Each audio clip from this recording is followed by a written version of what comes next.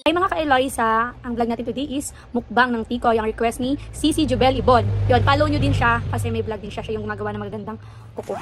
Yun, ito yung kakainin natin ngayon. Ito yung small tikoy sa amin. So, ganito yung itsura niya pag in-open. Yan, ito yung maliit sa amin. Huwag na yung malaki kasi sayang. At saka yan, baka di ko kayang ubusin. So, ito yung tikoy sa amin.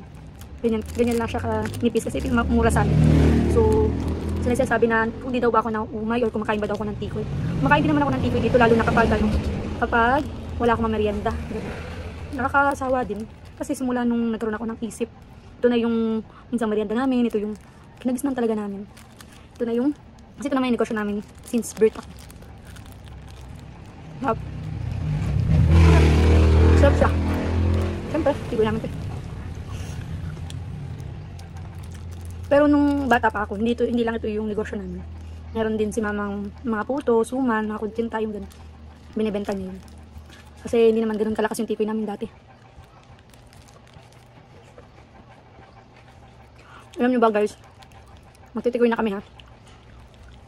Pero nagtikoy din kami sa ibang tao. Ako at saka yung pinsan kong isa. Parang yun na elementary ako nun. Paalam ako kay mama kung pwede akong magtikoy sa iba.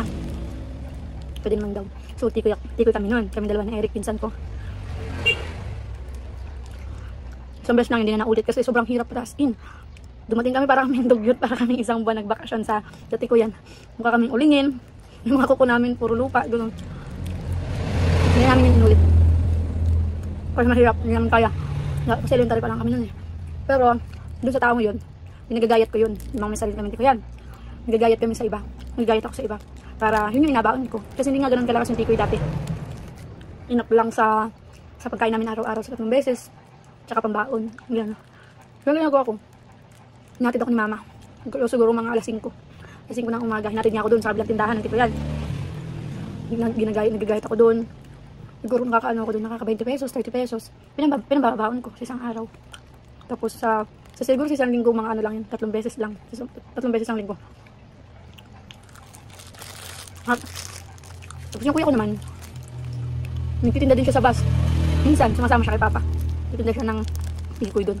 Tsaka sabungan, mga ganun. Tsaka dati nung si Suarez pa, tuwing Sunday, minsan lang naman yun. Tuwing Sunday, lahat ng mga paninda ng mga tao doon sa simbahan sa Unisan, binibili niya lahat yun. So si kuya tsaka si papa, pupunta talaga sila doon. Dami nilang tikoy. Yun, nauubos doon. Just quarter lang. Tapos yung ate ko naman, habang nagka-college siya, hindi nga ganun kadami yung pera ni mama. Hinap lang. Ginagawa niya ate pag wala na siyang pera. Yung tikoy na pinabagbagsakan namin sa Lucena. Nagbabantay siya doon. Pumarakit siya doon. Tapos bibigyan siya pang kain, ganun. Libre kain. Tapos, ang binibigay doon ay pambaon niya kinabukasan, ganun. Tapos nung nag-college ako, nagbenta ako ng ganito. 2 canister ang dinadala ko. Pinagbebenta ko sa mga klase ko. Sa ibang section, ganun. Tapos yun yung pinapambabaon ko. Kasi nung nasa bayan pa kami nun, hindi talaga ganun kalakas doon, bihira. Sa isang linggo, nagtitikoy kami, minsan 1 lang, 2. Hindi ka tulad dito. Dito, daming mabili. Tinitigil lang siya minsan ng bus. Lalo na yung van, tsaka yung mga motor. Tapos dito sila tumitigil. Nagpasensya naman na yung maingay. Nasa kalsada kasi, napagkasi ako sa kalsada. Daming nasa dana. Marakyan, mga truck. Na ako nito.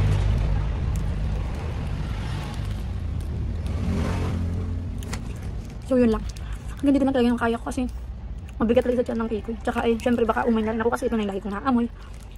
Hindi katulad nung nakarami bumili dito, sabi niya nakakaubos daw siya ng ganito sa isang upuan. Paano yun? Huwag ko kaya.